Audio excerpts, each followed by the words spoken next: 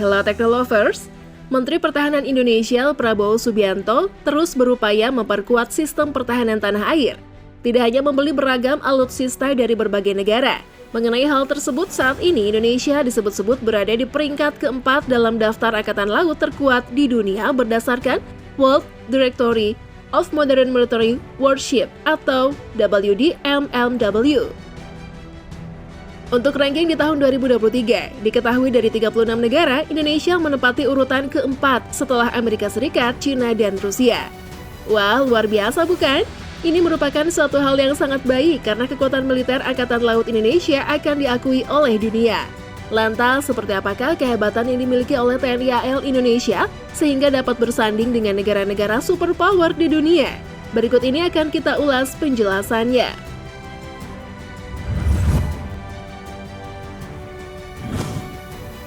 Pemeringkatan Angkatan Laut terkuat. Di situsnya, www.dmmw menyatakan pemeringkatannya menggunakan formula yang memperhitungkan nilai-nilai yang terkait dengan kekuatan tempur total dari berbagai angkatan laut dunia.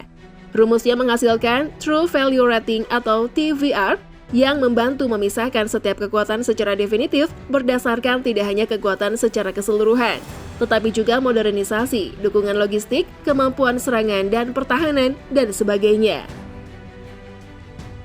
Pemeringkatan Angkatan Laut terkuat di dunia versi WDMMW disusun berdasarkan jumlah total kapal perang dan kapal selam, serta kualitas dan campuran inventaris, seperti modernisasi, dukungan logistik, kemampuan serangan dan pertahanan, dan lain-lain. Pemeringkatan ini juga mengukur kemampuan galangan kapal lokal, keseimbangan inventaris atau campuran umum tipe unit, dan pengalaman angkatan laut tiap negara. Tak hanya itu saja, penyusunan ranking kekuatan AL global ini juga memecah kelas-kelas kapal tempur menjadi tipe kapal korvet dan frigate yang lebih kecil, serta kapal penghancur dan kapal penjelajah yang relatif lebih besar. Dengan cara ini, suatu kekuatan tidak hanya dinilai dari jumlah total kapal perang dan kapal selamnya, melainkan kualitas dan campuran aset secara umum di luar ini adalah fokus pada kemampuan galangan kapal lokal, keseimbangan aset atau campuran umum tipe-tipe unit, dan pengalaman angkatan. Skor TVR tertinggi yang dapat dicapai adalah 323,9 yang saat ini dipegang oleh Angkatan Laut Amerika Serikat atau USN. Hal ini karena USN menampilkan perpaduan yang luas antara jenis kapal perang dan kapal selam, serta keseimbangan yang diperkuat oleh jumlah keseluruhan atau kuantitas. Diunggulkan oleh armada kapal induknya yang dibanggakan. Banyak dari produknya bersumber secara lokal berkat basis industri besar Amerika Serikat.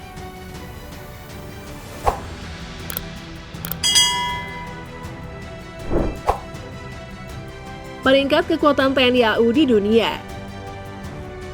Sekedar informasi nih gengs, berdasarkan kriteria pemeringkatan WDMMW, berikut gambaran dan analisis 4 besar angkatan laut terkuat dunia 2023. Amerika Serikat. AS memiliki 243 unit armada aktif per November 2022, sama dengan Indonesia.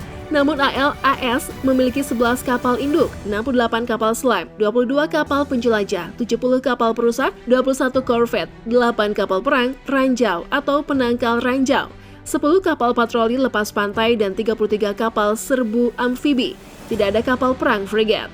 AS dinilai punya keseimbangan jenis aset baik, sebab AS memiliki jenis kapal perang dan selam yang beragam, diimbangi dengan keseimbangan jumlah masing-masing dan besarnya jumlah kapal induk. WMWWD mencatat, AS tengah memesan 67 unit armada baru untuk mengimbangi kekuatan AL China. Saat ini, usia rata-rata lambung kapalnya mencapai 23,3 tahun. China memiliki armada terbesar di dunia, yakni 425 unit aktif per Agustus 2023. Menurut catatan WDMMW, usia lambung rata-rata pun 13,8, jauh lebih muda dari AS dan Rusia. Unitnya terdiri dari 3 kapal induk, 2 kapal selam, 48 kapal perusak, 71 korvet, 44 frigate, 49 kapal penangkal, ranjau atau perang anti-ranjau, 127 kapal patroli lepas pantai, dan 11 kapal serbu amfibi. Tidak ada kapal penjelajah, keseimbangan jenis aset AL Cina mendapat nilai baik. Rusia. AL Rusia memiliki 264 unit kapal aktif per Maret 2023, tetapi dalam kondisi menua. Usia rata-rata lambung kapal Rusia menurut WDMMW mencapai 30 tahun. Angkatan Laut Rusia memiliki Admiral Kuznetsov, satu-satunya kapal induk, lalu 1 frigat, 83 korvet, 28 kapal perang ranjau atau penangkal ranjau, 27 kapal patroli lepas pantai, dan 21 kapal amfibi penyerang. Keseimbangan jenis asetnya dinilai baik. Rusia kini disebut sedang berupaya memodernisasi AL negara dengan 82 unit kapal. Rusia diperkirakan berfokus pada kapal perang korvet, kapal selam, dan kapal perang ranjau atau perangkat ranjau. Saat ini Rusia menderita kerugian AL dalam konflik Rusia-Ukraina, diantaranya yaitu kapal andalan Moskva di Laut Hitam yang lumpuh usai serangan rudal Ukraina. AL Rusia yang tidak banyak ambil peran utama di serangan ke Ukraina bertugas menjaga sebagian armadanya tetap utuh.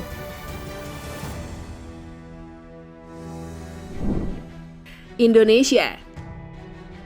WDMMW menempatkan Indonesia di posisi keempat setelah Amerika Serikat, China, dan Rusia dengan nilai True Value Rating 137,7.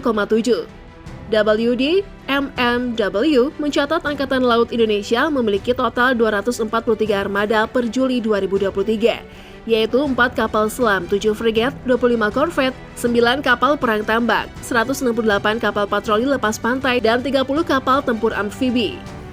WDMMW mencatat bahwa Indonesia tak punya kapal induk, kapal jelajah, dan kapal penghancur. Namun, WDMMW menegaskan Angkatan Laut Indonesia memiliki keseimbangan aset di tingkat menengah. Usia rata-rata lambung kapal RI yakni 21,8 tahun.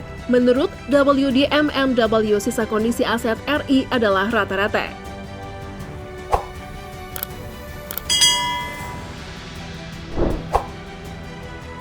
Alutsista Angkatan Laut Indonesia.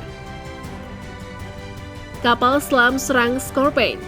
Pada 25 November lalu, Prabowo bertemu Menteri Pertahanan Prancis Sébastien Lecornu di Jakarta. Mereka membahas rencana RI memboyong 2 kapal selam serang kelas Scorpion. Scorpion dilengkapi dengan 4 generator diesel dengan daya 2.500 kW dan mampu menampung 32 kru dengan beban total 1.500 ton. Kelebihan lainnya dari Scorpion adalah Scorpion mampu membawa 30 ranjau laut dan melaju dengan kecepatan 20 knots atau 37 km per jam di dalam air dan 12 knot atau 22 km per jam di permukaan. Kapal selam asal Prancis ini disebut dibangun secara khusus dengan berbekal sistem tempur submarine, Tactical Integrated Combat System atau SUBTICS, yang diterapkan kapal selam nuklir Angkatan Laut Prancis. Combat Management System kapal ini terdiri dari sistem pengendalian duta taktik dan perintah, sistem kontrol senjata, dan sensor akustik terintegrasi dengan sebuah antarmuka sensor, deteksi permukaan di udara, dan sistem navigasi terintegrasi. Sistem navigasi terintegrasinya menggabungkan data dari GPS, log, pengukuran kedalaman, dan sistem pemantauan trim kapal. Kapal frigat. Tak berhenti di situ saja, Prabowo Subianto juga sudah menyepakati pembelian 8 unit kapal perang frigat pada Juni 2021. Kesepakatan itu dilakukan dengan Fincantieri, perusahaan asal Italia yang memproduksi kapal tersebut. Fincantieri diketahui menyediakan 2 frigat bekas kelas Mistral dan 6 frigat baru dengan kelas Frame.